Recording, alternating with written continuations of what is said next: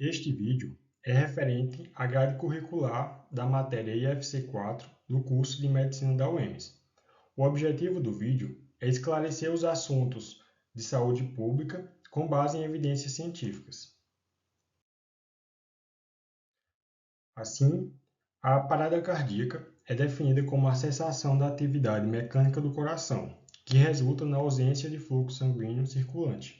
Muitas vezes, há comparação entre a parada cardíaca e o infarto. No entanto, são coisas diferentes, uma vez que o infarto é definido como o fluxo sanguíneo que alimenta o músculo cardíaco, ele vai ser interrompido por um período prolongado, o que causa danos ao próprio músculo cardíaco. História e epidemiologia. Para muitos, o primeiro relato de uma reanimação cardiopulmonar está presente no livro bíblico dos Reis, pelo profeta Eliseu, um discípulo de Elias, quando ele reanimou um jovem filho de uma viúva sunamita. Além disso, a parada cardíaca é considerada a manifestação mais comum das doenças cardiovasculares. Ela, fora do ambiente hospitalar, tem uma taxa de sobrevivência muito baixa, geralmente inferior a 10%. Pacientes que sofreram parada cardíaca devido a ritmos como fibrilação ventricular e taquicardia ventricular têm uma chance maior de sobrevida em comparação com pacientes com outros ritmos, como a sistolia e o AESP. Causas comuns. Nos adultos, podemos observar causas como uma manifestação de doença cardíaca, choques circulatórios por distúrbios não cardíacos, insuficiência respiratória e distúrbio metabólico. Já quando falamos de recém-nascidos e criança, temos como os principais doenças respiratórias e a arritmia e a anormalidade cardíaca.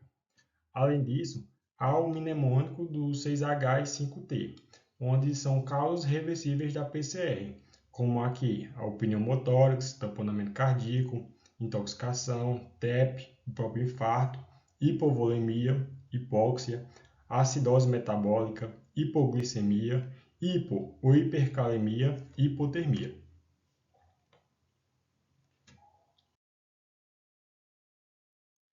Nesse sentido, quando de fato ocorre a parada cardíaca, desencadeia uma isquemia global em todo o organismo, o que vai afetar ao nível celular e também, consequentemente, a função dos órgãos. Principalmente, o que vai ser desencadeado vai ser a formação de edemas, uma lesão celular direta. Entre os órgãos mais afetados, temos o cérebro, principalmente por conta da pressão intracraniana, que vai ser aumentada, como também a diminuição da perfusão cerebral após a reanimação. Outro ponto importante é a diminuição da produção de ATP no corpo, o que vai fazer uma perda da integridade das membranas e uma diminuição do nível de potássio, e aumento de cálcio e sódio no meio intracelular. Esse excesso de sódio vai desencadear a causa inicial do edema celular no organismo. Outro fator são a liberação de mediadores inflamatórios, como o fator de necrose tumoral alfa e as interleucinas, o que vão desencadear tanto uma perda da integridade vascular como uma trombose microvascular, desencadeando posteriormente a apoptose e uma morte celular acelerada. Sinais e sintomas. Em pacientes que estão enfermos, geralmente é observado uma deteriorização clínica do caso, hipotensão arterial e uma diminuição progressiva do estado de alerta mental. Além disso, quando o indivíduo ele tem uma parada cardíaca súbita, ou seja, um colapso sem aviso, pode ser acompanhado por reflexo mioclônico. Diagnóstico. Geralmente, baseamos nosso diagnóstico numa tríade, que vai ser a ausência de pulso, apneia e inconsciência. Além disso, pode ser observados pupilas que se dilatam, ou seja, midríase, e elas deixam de reagir à luz.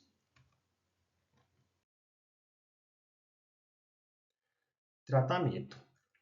Tratamento é baseado no RCP de alta qualidade, ou seja, compressões torácicas de 5 a 6 centímetros de profundidade no tórax adulto, o ritmo de compressão de 30 compressões para 2 ventilações ou compressões torácicas contínuas, sem suporte ventilatórios, até a chegada da equipe pré-hospitalar, além da desfibrilação para ritmos chocáveis, como FV e ATV, administração precoce de adrenalinas para ritmos não chocáveis, tratamento da causa primária sempre que possível e cuidados após a reanimação, como otimizar a oxigenação e a ventilação, além da hipotermia controlada.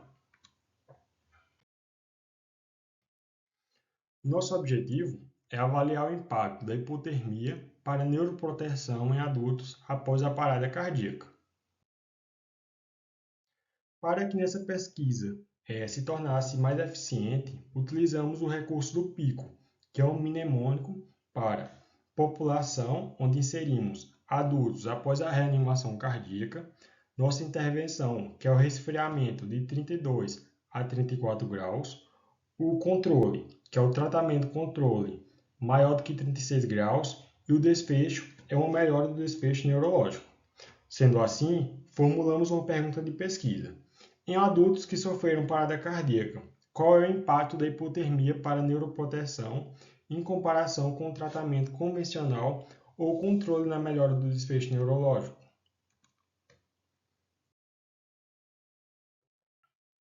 Sendo assim, por meio da utilização de descritores, podemos fazer busca em bases de dados como Medline, PubMed e Cochrane. O nosso artigo selecionado foi a hipotermia para neuroproteção em adultos após a parada cardíaca. Revisão.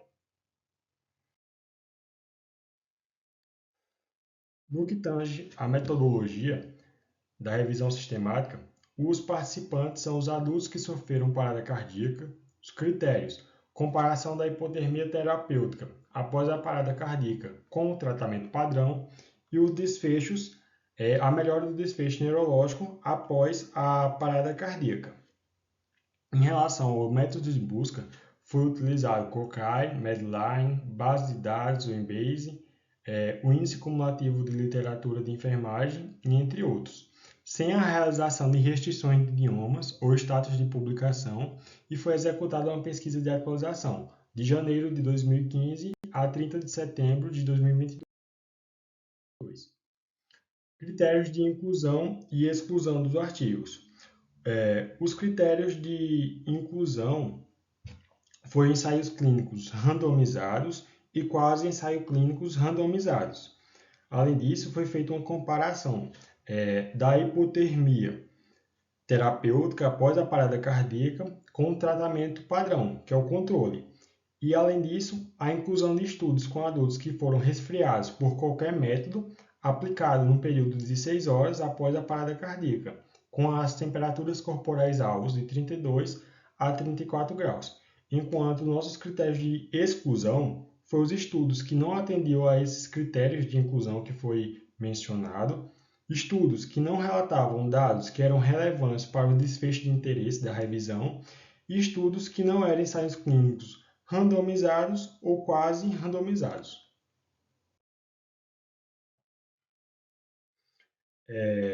Além disso, realizamos um checklist Amistar da revisão sistemática.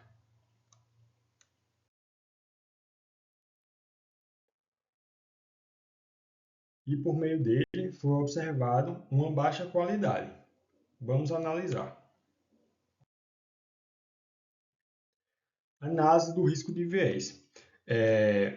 Há 12 estudos, onde foi observado que, entre eles, o Bernardo, de 2002, apresentou um alto risco de viés, devido a déficit do processo de randomização e por conta de ajustes na desigualdade das características iniciais entre o grupo de tratamento e o grupo controle. Outros estudos, como o Hackman, do ano de 2005, apresentou informações escassas que poderiam indicar níveis elevados de viés e também a alteração de critérios para avaliação da qualidade do estudo. E outros, como Mori, do ano 2000, apresentavam informações escassas em relação aos critérios essenciais de qualidade.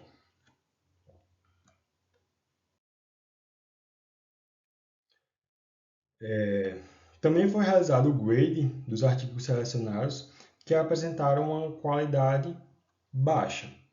Sendo assim, pode ser considerada de moderada a baixa diversos vários fatores, como o risco de viés em alguns estudos que estavam incluídos, a heterogeneidade clínica e estatística, a falta de detalhes sobre a avaliação de qualidade de alguns estudos.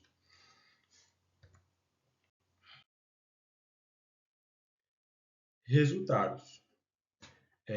Foram observados no estudo evidências de baixa qualidade, mas sugeriam benefício. Isso porque, mesmo com a quantidade limitada de evidências, os resultados apresentaram um potencial benefício da hipotermia terapêutica na proteção neurológica em adultos após a parada cardíaca. E, sendo assim, essa revisão ela sugere que essa hipotermia terapêutica, sendo os métodos convencionais de resfriamento, podem sim apresentar uma melhora do desfecho neurológico após a parada cardíaca. E análises desses estudos indicam que a hipotermia ela pode desempenhar um papel significativo nessa proteção neurológica e pode ser crucial para a recuperação dos pacientes. Resultados. Apresenta a indicação da hipotermia terapêutica, principalmente em pacientes que apresentam algum risco de lesão cerebral. Podem se beneficiar se for seguido o protocolo de tratamento. Momento da aplicação da hipotermia tem que ser no período dentro de 6 horas após essa parada cardíaca. Monitoramento e gerenciamento de eventos adversos. Tem que saber sobre esses eventos, como as arritmias cardíacas podem ocorrer, distúrbios metabólicos e infecções durante todo esse processo de hipotermia. Além também da importância da educação e do treinamento contínuo, que vai fazer com que tenha a segurança do tratamento, tanto para o paciente como para quem trata. Por fim, nas considerações finais, essa revisão destacou a certeza limitada da evidência e a presença de inconsistências com razões de desvalorização da qualidade das evidências. Na parte prática, são necessárias mais pesquisas de alta qualidade para avaliar de forma mais conclusiva tanto a eficácia como a segurança da hipotermia terapêutica em adultos após a parada cardíaca. Além disso, estudos futuros devem abordar questões como a padronização dos protocolos de hipotermia e a identificação de subgrupos de pacientes que mais se beneficiam e a avaliação de desfechos a longo prazo. E, por fim, pesquisas para fortalecer as conclusões e orientar a prática clínica são essenciais. Essas foram as referências utilizadas. Obrigado.